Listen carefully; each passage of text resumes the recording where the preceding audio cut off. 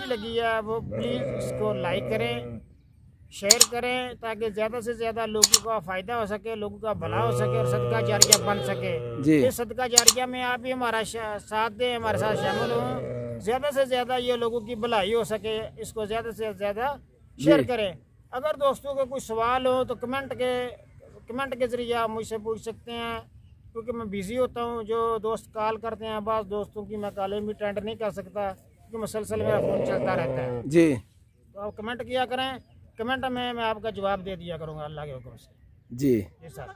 अस्सलाम वालेकुम वरहमतुल्लाह बरकातुहू। नाजरीन, आप देख रहे हैं गोट्स मास्टर चैनल और मैं आपका हादम मलिक फ़याज़ गोहर आपकी खिदमत में हाज़िर हूँ। जैसा कि इससे पहले मैं आपको बकरियों की ही वीडियो बना के दिखाता रहा हूँ, आज मैं आपके लिए एक बहुत स्पेशल वीडियो बना रहा हूँ। मेरे साथ इस टाइम तशरीफ़ फरमा है हाफिज़ कारी अल्लामा वसीम अख्तर जलाली साहब तशरीफ़ लाए हैं। उनसे दीनी सवालात कुछ होंगे बकरियों के रिलेटेड, जो बकरियां पाल हज़रात हैं उनके लिए और उनकी बेहतर रहनुमाई के लिए दीनी सवाल करेंगे हम इनसे और मुस्तफ़ीज़ होंगे। अल्लाह रसूल की जो प्यारी बातें हैं वो सुनेंगे इनसे जी। अस्सलाम वालेकुम जी। वालेकुम सलाम व रहमतुल्लाहि व बरकातुहू। मलिक साहब की हाल है? ठीक हो? शुक्र अल्लाह जी का, शुक्र है जी। कारी साहब, लम्मा साहब, आप हमें ये बताएं, वैसे तो हमने बकरियां रखी हैं, दोस्त रखते ही हैं अपने हिसाब से, जैसे भी रखते हैं। आप हमें कुरान और हदीस की रोशनी से कुछ बताएंगे बकरियों के रखने के क्या फ़ायदे हैं और किस तरह रखनी चाहिए, किस तरह ये कारोबार करना चाहिए। देखें जी, अल्लाह तबारक व तआला ने कायनात के अंदर जो कुछ भी है सब कुछ इंसान के लिए पैदा किया है। बेशक ये इंसान की अपनी पसंद है कि वो किस चीज़ को पसंद करता है। बकरियां पालता है, भैंसें पालता है, कोई कारोबार करता है जी। आपने ये फैसला किया कि मैं बकरियां पालूंगा जी, तो खालिक कायनात ने कायनात के अंदर जो कुछ भी है सब कुछ इंसान के लिए पैदा किया है। सुभान अल्लाह। एक शायर यूं कहता है, जानवर पैदा किए तेरी वफा के वास्ते, जानवर पैदा किए तेरी वफा के वास्ते, तेरी वफा के वास्ते जी। ये सर सबज शादाब खेतियां हैं तेरी गिजा के वास्ते जी। ये शम्सो कमर सितारे हैं तेरी ज़या के वास्ते। अल्लाह अल्लाह, क्या बात है। सब जहां तेरे लिए है और तू है खुदा के वास्ते, तू है खुदा के वास्ते। सुभान अल्लाह। कायनात के अंदर जो कुछ भी अल्लाह ताला ने इंसान के लिए पैदा किया और इंसान को अपने लिए पैदा किया है जी। और इंसान को पैदा करने के बाद ऐसे ही बेरवा रवि का शिकार नहीं किया जी और बेआसरा और बगैर किसी तरबियत के नहीं छोड़ा जी।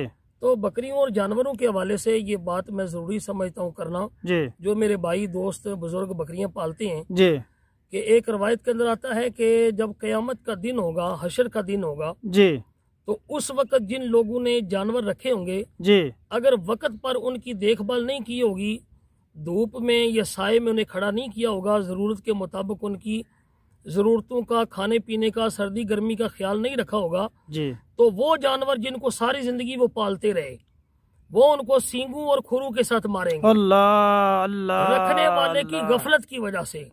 अब देखें ना, जानवर पैदा किए तेरी वफा के वास्ते, तेरी वफा के बाद किसी का आप दूध पीते हैं जी जी, किसी के बच्चों का हक खाते हैं, दूध पीते हैं, किसी को ज़िबा करके गोश्त खाते हैं जी, किसी पे सवारी करते हैं जी। तो इतने सारे जानवरों के हकूक अदा करने के बाद अगर आप उनकी ज़रूरियात का ख्याल नहीं रखेंगे तो इसकी पकड़ आपको क़यामत के दिन होगी और इसका हिसाब देना पड़ेगा कि आपने इनको रस्सा भी डाला था, रखा भी था बांध के, और फिर इनकी ज़रूरियात का ख्याल नहीं रखा। ये सबसे अहम और ज़रूरी बात है। अगरचे हम ये अपनी ज़रूरत के सब कुछ कर रहे हैं अपनी ज़रूरतें पूरी करने के लिए, लेकिन अपने माल को ज़रूरत के लिए रखता है जी।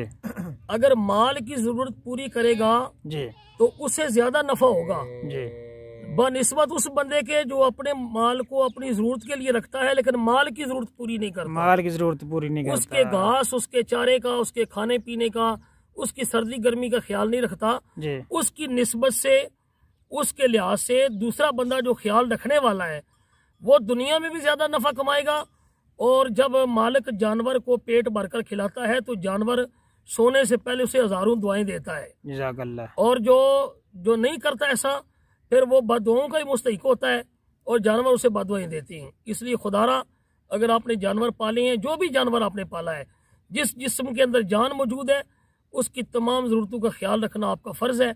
अल्लाह ताला आप सबको, मुझे भी सबको अमल करने की तौफीक अता फरमाए।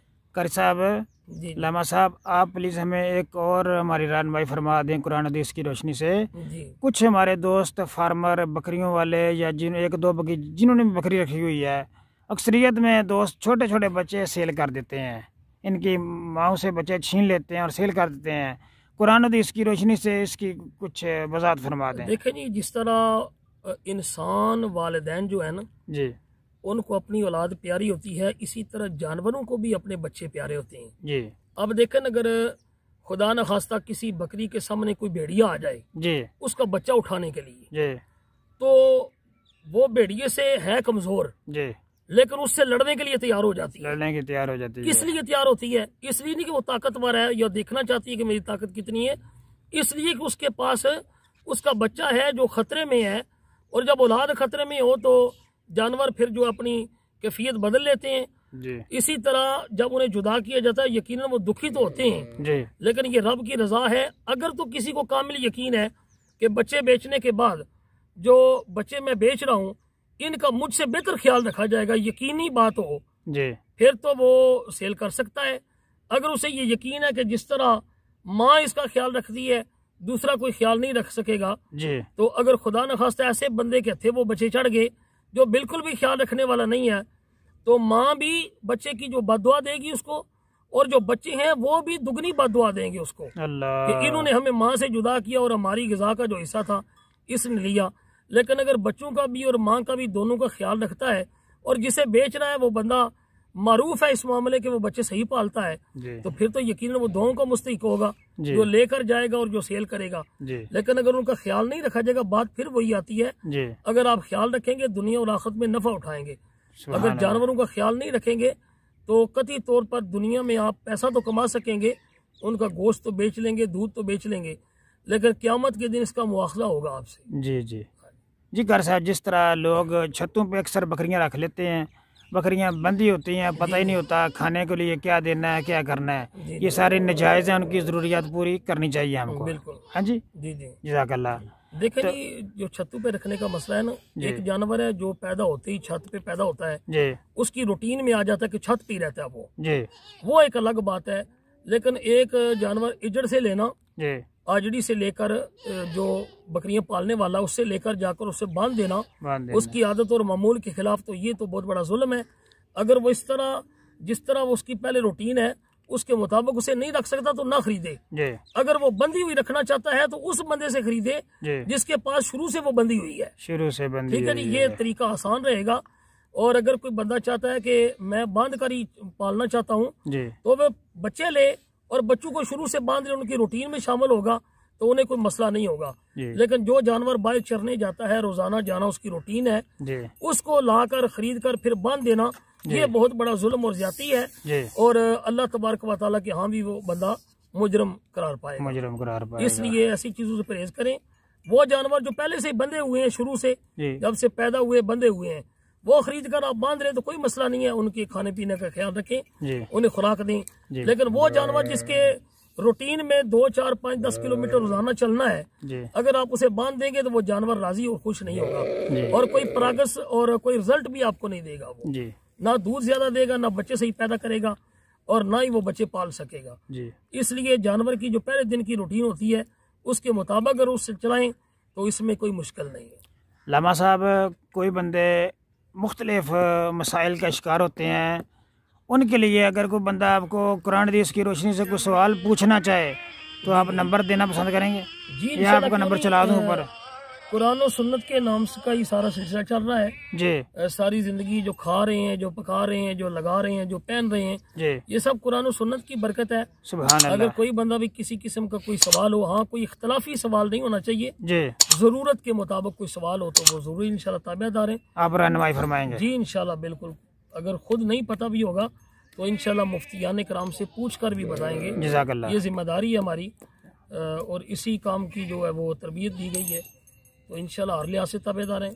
अल्लाह ताला सबको अमल की तौफीक अता फरमाए। आमीन। जिसको भी कोई ज़रूरत हो इंशाल्लाह अल्लाह करम फरमाएगा। जज़ाकल्लाह।